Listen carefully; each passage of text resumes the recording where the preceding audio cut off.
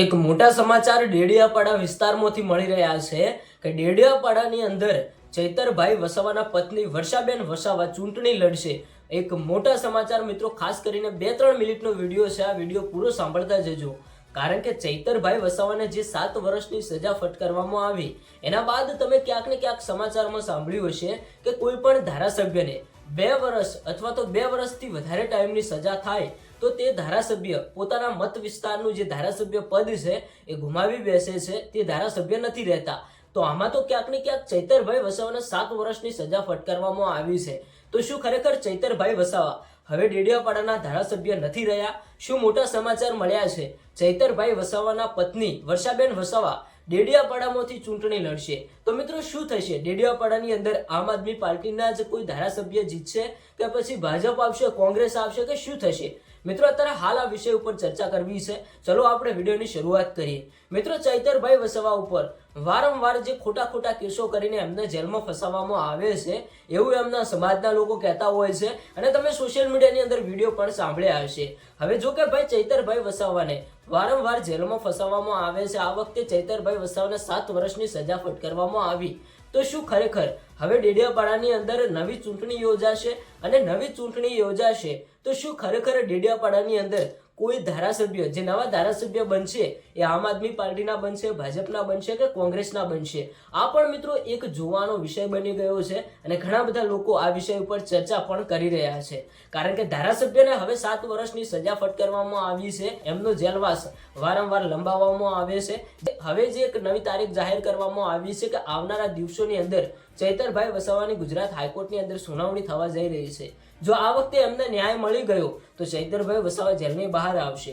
જો કે ચૈતરભાઈ વસાવાને ન્યાય ન મળ્યો તો ભાઈ ક્યાંક ને ક્યાંક ચૈતરભાઈ વસાવા પોતાનું ધારાસભ્ય પદ ગુમાવી શકે છે અને ડેડિયાપાડાની અંદર આવનારા સમયની અંદર ફરીથી એક ચૂંટણી યોજાશે। એ ચૂંટણીની અંદર આમ આદમી પાર્ટી, ભાજપ, કોંગ્રેસ અને કોઈ પણ બીજી પાર્ટીના લોકો ત્યાં ઊભા રહી શકે છે અને જે પણ જનતા તેમને વોટિંગ કરશે તો શું ખરેખર આમ આદમી પાર્ટીના જ કોઈ ધારાસભ્ય બનશે કે ભાજપના બનશે કે કોંગ્રેસના બનશે? આ અત્યારે હાલ એક સવાલ ઊભો થયો છે। તો જે વિડીયો વાયરલ થઈ રહ્યા છે એ પ્રત્યે લોકો અત્યારે હાલ જે અનુભવ રજૂ કરી રહ્યા છે, તો લોકોનું કહેવું એવું છે કે ભલે તમે ચૈતરભાઈ વસાવાનું ધારાસભ્ય પદ રદ કરી નાખો, કે ભલે તમે ચૈતરભાઈ વસાવાને વારંવાર જેલમાં નાખો, જ્યારે પણ નવી ચૂંટણી યોજાશે તો ભાઈ ચૈતરભાઈ વસાવાના સગા સંબંધી, એમના સમાજના લોકો કે એમના 2 પત્ની છે, આ ગુનાની અંદર ક્યાંક ને ક્યાંક ચૈતરભાઈ વસાવા અને શકુંતલા વસાવા ઉપર 7 વર્ષની સજા ફટકારવામાં આવી છે।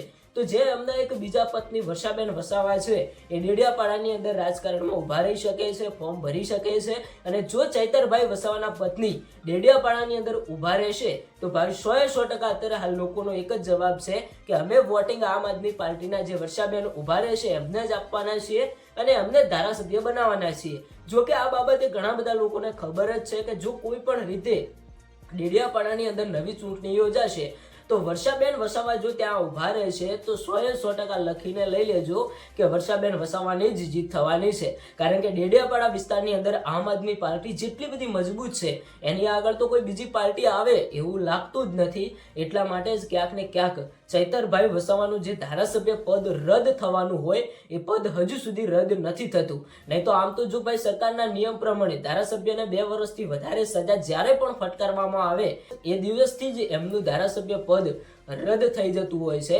જો કે આ બાબતે ચૈતરભાઈ વસાવાનું પદ કેમ રદ નથી થતું, અત્યારે હાલ સરકાર ડરી રહી છે એવું અત્યારે હાલ અમુક લોકો પણ જણાવી રહ્યા છે। જો ચૈતરભાઈ વસાવાનું ધારાસભ્ય પદ રદ થશે તો ડેડિયાપાડાની અંદર એક નવી ચૂંટણી યોજાશે।